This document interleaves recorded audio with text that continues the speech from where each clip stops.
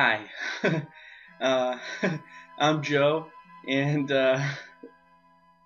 this is what the average consumer thinks of Man of Steel.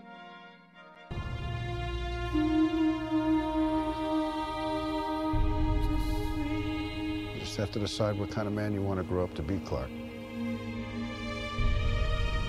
Whoever that man is,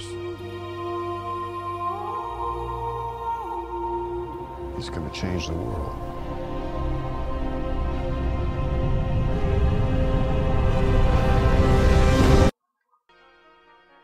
Hi, I'm the average consumer, and this is going to be kinda an easy review for me, because this movie is what it is throughout the entire movie. Over the top. I'm gonna say it. This movie is over the top 100% all the time. They crank it up to the 11s from the very first frame, and they don't stop nailing in every possible detail into every brain cell you have.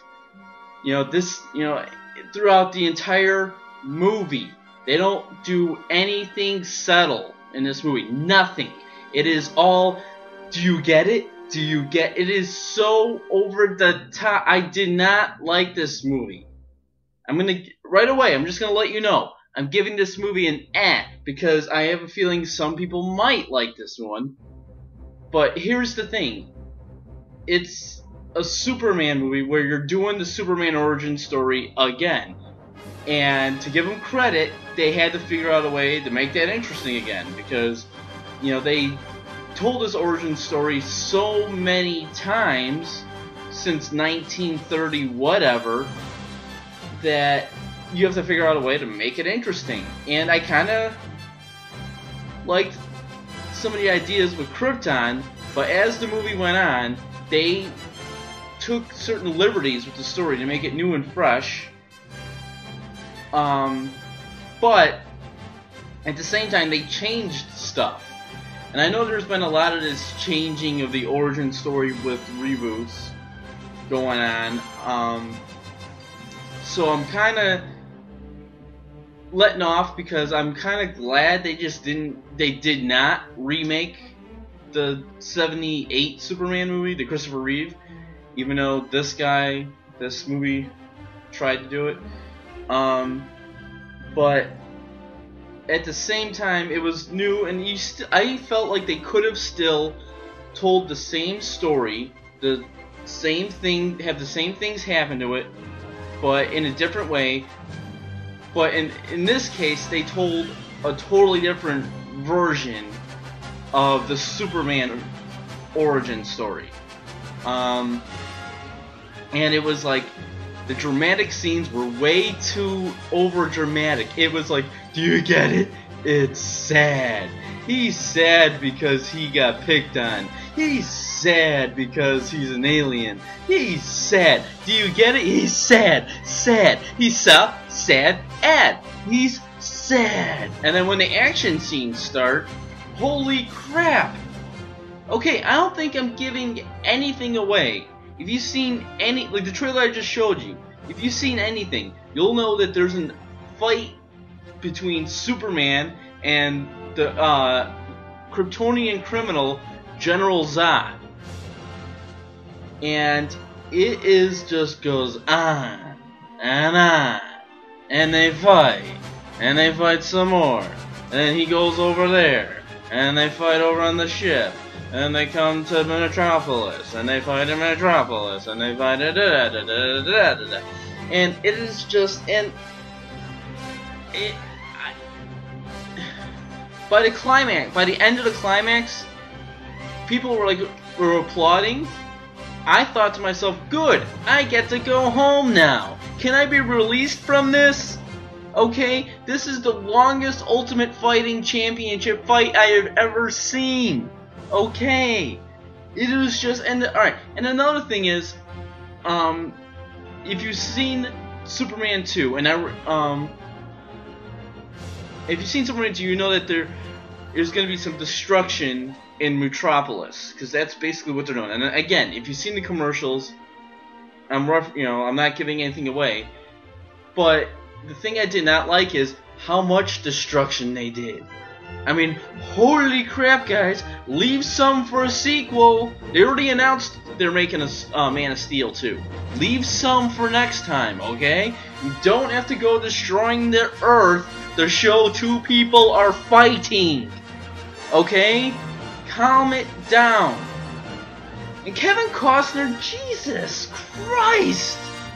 Will you mind cracking a smile that doesn't look like it's hurting you?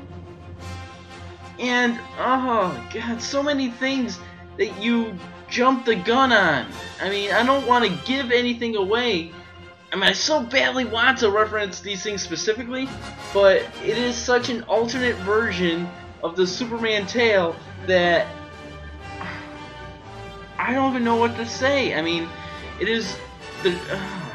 I'm just going to end it up. I mean, this is probably going to be one of my shortest reviews of the summer.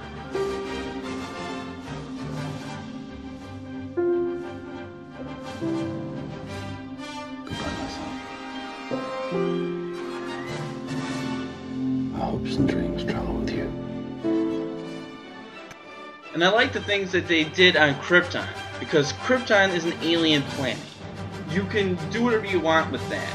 And I kind of like the liberties they took with Krypton, because I don't think I'm giving anything away, but they send the baby away and Krypton explodes, which could be boring, because it could be basically like, alright, we're gonna die. Off you go. Boom. So I kind of like that part. And then when it got to Earth, I kind of like the way they told the story that this movie had to tell. In other words, they told it in flashback.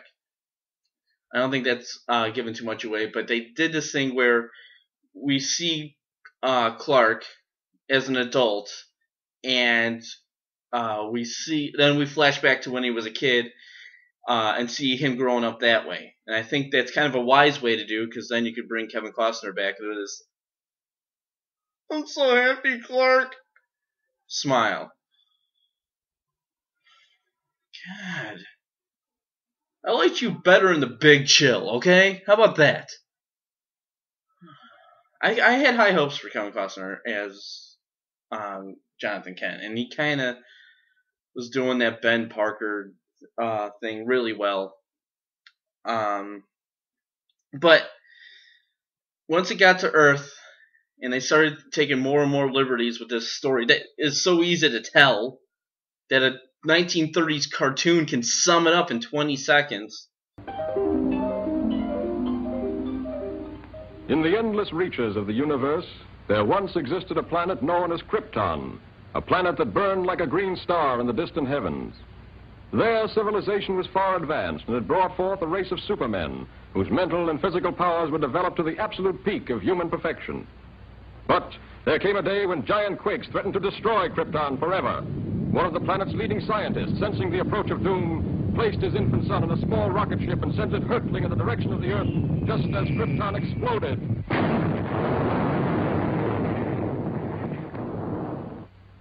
The rocket ship sped through star-studded space, landing safely on Earth with its precious burden, Krypton's sole survivor.